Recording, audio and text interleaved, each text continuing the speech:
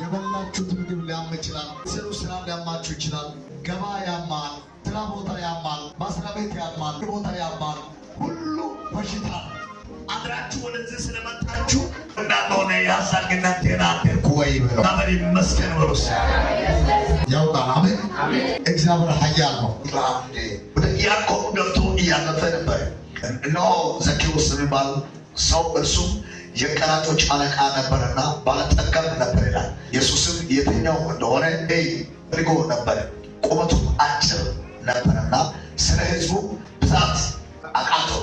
በፊት ያልፍ ዘንድ አሉና ያየውም ዘንድ ወደፊት ሩጦ በአንድ ሾላ ላይ ወጣ። ኢየሱስም ግን ወደዚህ ስፍራ በደረሰ ጊዜ አሻቅቦ አየና ዘኬዎስ ሆይ ዛሬ በቤቴ ይውል ዘንድ ይገባኛልና ፈጥነህ ውረድ አለ። ፈጥነህ ውረድ በለው። ቃል ሬስ ነው። ከአሳቢ ፈጥነህ ውረድ። እግዚአብሔር ቤት ይገባል።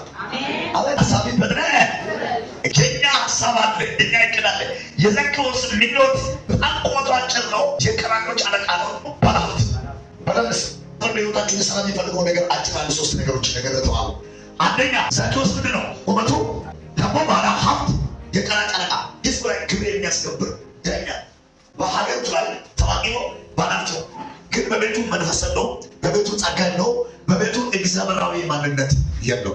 ነገር ግን በእግዚአብሔር ላይ የሚሰራው ታምራትን በሆነ ከሰማ በኋላ የቱ እንደሆነ ሊኖር የቱ እንደሆነ መልኩን ሊያው ማንነቱን ሊያው ብሎ ሲሄድ ኢየሱስን የሚከተል ሰዎች ቁጥራቸው ብዛት በጣም ከፍተኛ ስለሆነ ታለው ወደ መስማቸው ልንገራቸው ሰየው ላይዋንታ ነው አሻቀው አንደርስ ማለት እግዚአብሔር ግን ያወቀው አያችሁ ዘኬዎስን ከነስራው ከነስሙ ብሎ ያውቀዋል። ታው እግዚአብሔር በለነፈስ ነው ዘኬዎስ ብሎ ነጥራው ዝም ብሎ ዘኬዎስ ከባውረ ዛሬ ተበድሎ ይከበራል። አንደኛ ህዝቡ ብዛት አለ ሰው፣ ሁለተኛ ቀራጭ ነው፣ ኃጢአተኛ ነው፣ እግዚአብሔር ሊጠጋ አይችልም።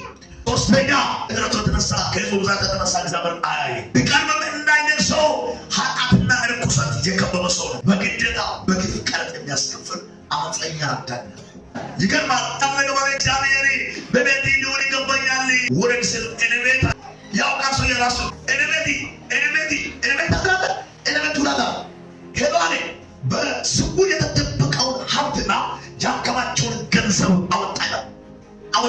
አምላክ ሆኖ እግዚአብሔር ወደ ነብስ ሲመጣ እነዚህ ማለማ ስውር የገባውን ሁሉ ገንዘብ አወጣና አለ ለድሃዎች ሁሉ ይሰጣል፣ ለምስኪኖች ሁሉ አበላዋል። ኢየሱስ እንደዛ ይሄ ቤት ለዚህ ቤት መዳን አዲጋ ከባድ ያለማስያ ጎዳናቸው ብሎ ዛሬ በለውስጥ አለ እግዚአብሔር ወደ ቤት ይገባል። ከእንግዲህ ትወዳለህ። እግዚአብሔር ገብቶ በለውስጥ አዲስ ማዳን፣ አዲስ ፓውስ፣ አዲስ መገለጥ፣ አዲስ ራዕይ ወደ ቤት ይዞ ይገባል። የማታስበው ነገር እግዚአብሔር ማድረግ ይጀምራል። አሁን የማታውቀው ነገር እግዚአብሔር ማድረግ ይጀምራል። ከሀሳብ ስትሆን፣ ከዓላማ ስትሆን፣ ከእንግዲህ ስትሆን አንተ ይቅር ሲባል የሆነ ነገር ሊሆን ይችላል።